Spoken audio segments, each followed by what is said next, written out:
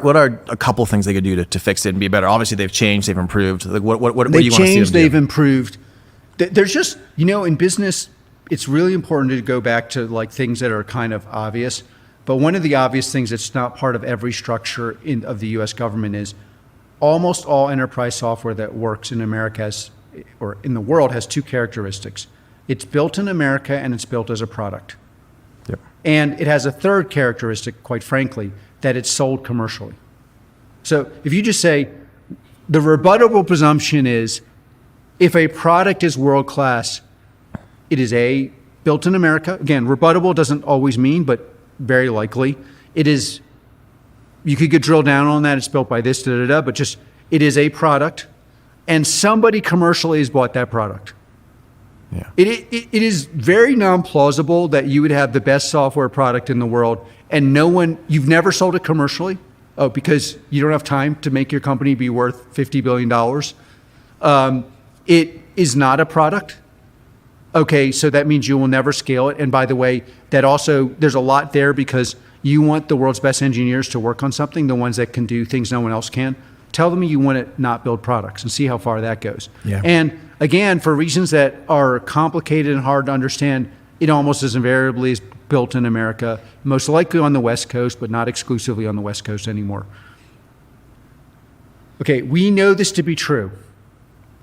The U.S. government should have a policy where a small percent of all, especially the DoD, a small percent of its spend has to go to products built in the software built in the United States that is a product that has been proven both on the battlefield and has been in some derivative sold commercially. But the insiders are all doing like cost plus contracts, right? And they're still doing that. If you want to reform an institution, you've got to start by reforming parts of it. So I would just say, starting now, 1% has to go for this. 1% of $900 billion is roughly the budget. It's like, and then every 6 months, it goes up by 1%. Or you could even say every year, because in the end, and by the way, that would change the number of people selling to the DoD, because even now, I'm sure there are like a lot more people. When we were building Palantir, I'm glad the VCs have changed. I'm glad the culture in Silicon Valley now can either be interested in helping the DoD or as likely pretend they're interested. But in fairness, one of the things that stops even more investment is there's these long time cycles, and it's not clear that your product isn't going to be outbought by someone providing a service. By the way, services things tend not to work. Early on, when we were trying to sell the government, the services things would capture like the vast majority of the revenue, and they'd toss us like a really tiny piece, and that was the only way you get in.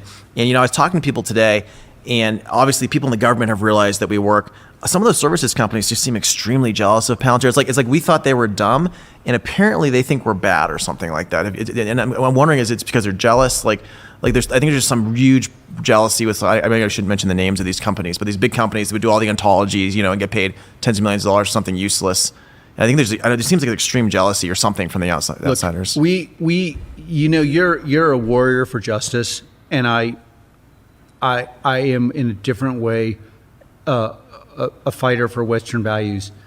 If you want to reform these institutions, the best thing is to not engage in why they may like us, we may not like them, but to say it is clearly in the best interest for the country that produces this unique thing. By the way, the thing that is the most valuable thing in the world that no other country is producing. We should be using that in the DoD.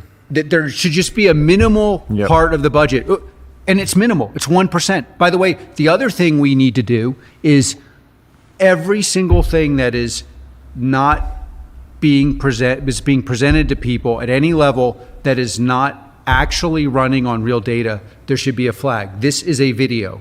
Yeah. Because what you'll see across large institutions, not just the DoD, but commercial institutions, that people get presented things that are literally videos. Yeah, they're fake. So it's like, well, maybe someday they'll work, but it's very purely intuitively, it's very hard. It does not correspond to anything that people believe, because you would think 5,000 people being paid $1 billion would produce something more valuable than 5 people working for equity. just purely intuitively. But it's not true. Yeah. So it used to be true with like maybe tanks or something, but it's not true with well, software. one of our advantages in software is that we, like the hardware cultures are really struggle with software because these things are true for tanks and they're true for other things and big metal things. They're not true for software. But again, it's also true that software is the most important asset, and our adversaries are going to be much better at building these big metal things than they are at software. But to this point, the way to reform the system is say a certain percentage that's small must go to these things. I love it. That's a great point. And then the second thing is, just as an addendum, when you show off if the products are working, the financing should be triggered at some point. It was like, oh, it worked. Yep. And pay for it for working, not pay for it for just. Yeah. And last not least, there should just be a minor thing in every bill. Oh, by the way, we are going to flag every time something is a video and not working, so that every senior and by the way, every institution, not just every institution in the world, should have a mandate. It's like it's okay to do things that are notionalized or things you're going to build in the future. That's part of innovation. But be honest about what's live. But you have to force honesty on your institution, because otherwise, again, to the beginning of this, people will buy from the people that they like, that are like them. And sometimes that's valuable in the people. But in software, a lot of times you're buying something from the freak show and it works. And the future of the West depends on buying things from people that are sometimes, not always, outside the norm, unlikable to you, are not going to conform to your thing, are not going to the right dinners. Are you calling us unlikable, Alex? I'm not calling, I like myself. I'm just saying. Otherwise, the insiders always win every time. And look, the thing about reform is that you're going to blow up the institution doesn't work either. You've got to say, we're going to pick here. And then the institution, especially in America, will adapt, because once you see a tiny sliver is going to this thing, it's working. People are like, but it not only works, it's the best in the world. This thing is scaring our enemies. Yeah. You know, Americans right now are very motivated inside the DoD to scare our enemies. Yeah. And I'll tell you what scares our enemies.